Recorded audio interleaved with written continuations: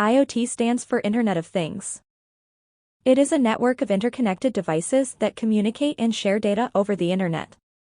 These devices, ranging from everyday objects like home appliances to industrial machinery, are embedded with sensors, actuators, and other technologies that enable them to collect and exchange data.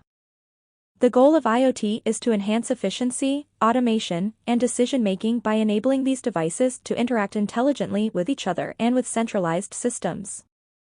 IoT applications are diverse and span various sectors, including smart homes, healthcare, agriculture, and manufacturing.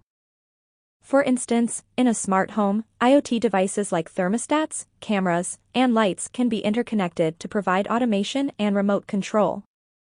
In healthcare, IoT-enabled medical devices can transmit patient data in real time for monitoring and analysis.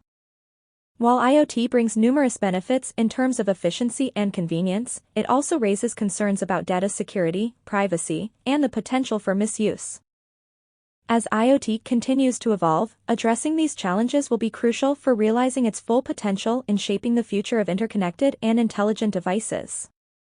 Subscribe to be the first to see upcoming videos.